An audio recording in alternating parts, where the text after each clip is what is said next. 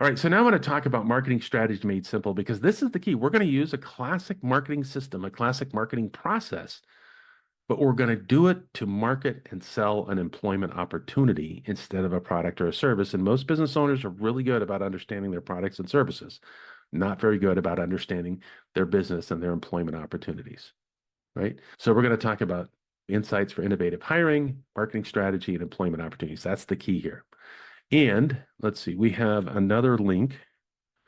Find my way to it. If you're interested in a video on this process, I'll put this into chat as well. All right, so marketing execution plan overrides all these three things: prospecting, leads, and customers. Let's get into this real quick. So we talk about our target market. This is the element that allows you to be a big fish in a small pond. There are riches in niches. A specialist is sought after, more respected, and more valuable than a jack of all trades. So in this particular case, what we're going to do is we are going to identify the problems that we solve.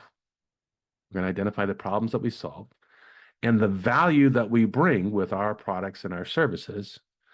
And we're going to reach out to the avatar, male, female, all the different components, so that you can effectively describe your problem, the problems you solve, and the value that you bring, and market to the right person, the one that most likely is going to say, me, I'm the one that wants your product and service.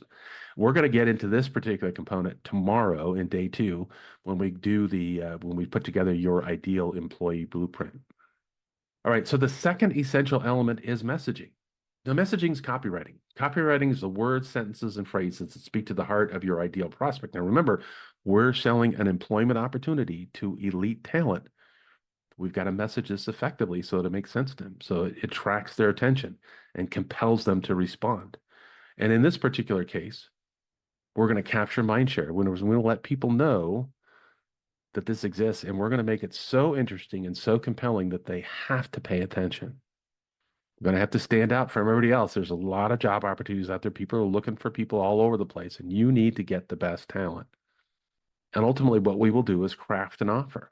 So we're going to want to get our message in front of the ideal employee, and it's got to be set up so that when they see it, they raise their eyebrows and go, "Man, I got to take it. I got to take a look at this.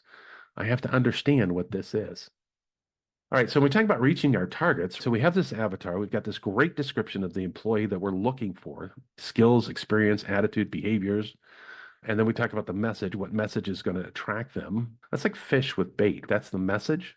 And so then we have to say, how do I get this message in front of that target? And that's ideally the second component, is how do I get a message in front of that target? So messaging, and I didn't say this in the last slide, messaging is what we're going to talk about on day three, and where we talk about the emotional connection. And then on day four, we're going to talk about reaching your targets. This is where we strategic talent outreach. This is where we're putting that together. And this is about where are they and how do I connect with them? And if there's a media strategy. And it might be all of those. There's all kinds of opportunities to get your message in front of the talent that you're looking for. We have, and clearly what we want to do is a little research to find out where they're at. Now, remember, they're probably employed. So how are we going to get in front of them? We've got about a dozen different ways to get in front of the talent that you need. And we're going to be covering that on day four. That's strategic talent outreach. All right. So the last thing is capturing leads. When you get your message out there and you attract somebody and somebody raises their hand and says they're interested, then we're going to want to capture that information. So lead generation is where we capture that information that says people are interested in our opportunity. We want to capture that. We want to put it in a system. We want to track that.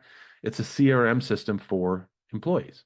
Now, the reality is that most people, the person that you're looking for, probably isn't ready to buy right away. But with the right frequency and the right ideas, we can get their attention and attract them to our offer.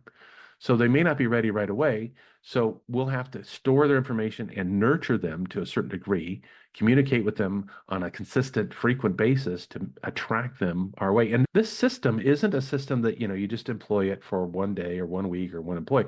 This is for your business. This is a process that is continuously running behind the scenes, because when you find the right talent, then you find a way to make that talent work for you.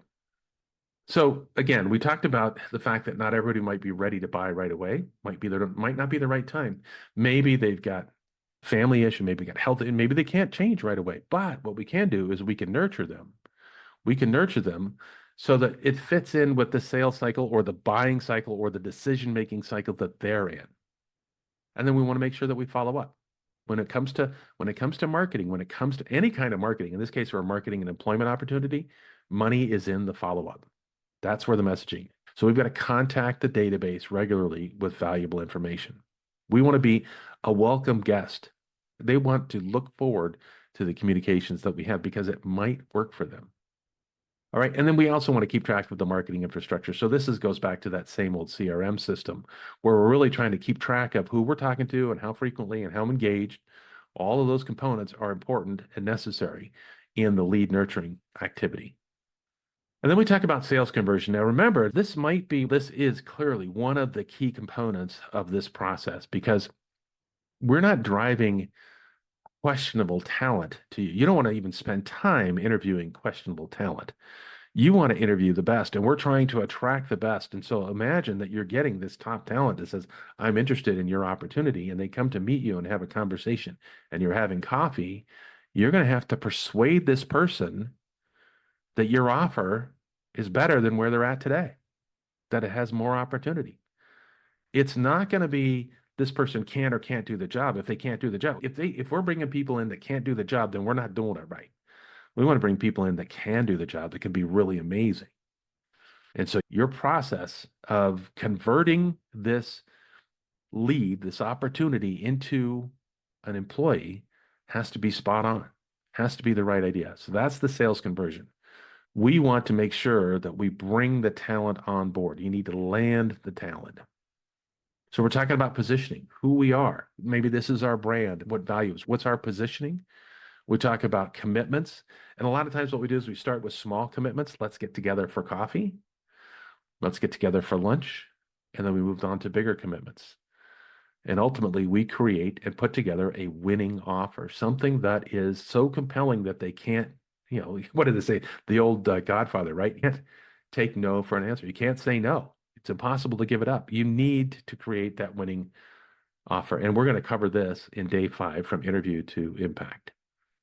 Now, we talk about a world-class experience. So once this employee gets on board, then we begin to work on the retention system because it doesn't do any good if we hire this great employee and then they turn around and leave.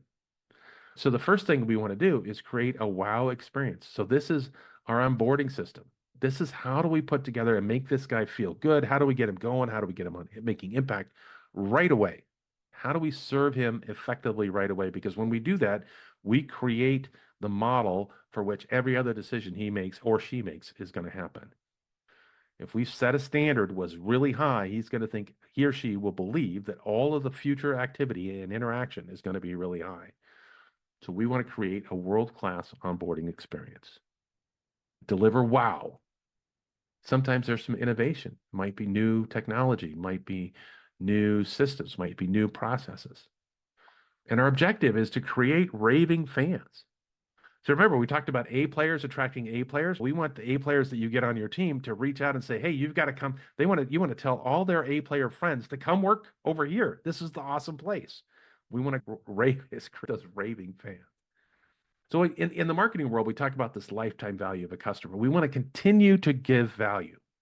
So you bring a new employee on board, you got a great onboarding system, and then we need to continue to nurture him and improve his activity and the value that he offers to this company and the value that your company offers to him. That's why he's going to stay.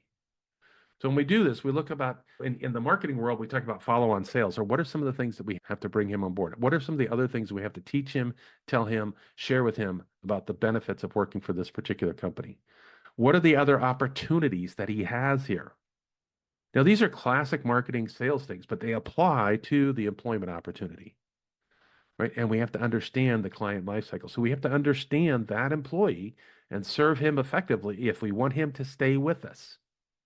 If we want him to stay with us and if we want him to orchestrate referrals for us. This is where he reaches out to his friends because remember, A players like to work with A players. He or she going to reach out to their network and attract the A players for you.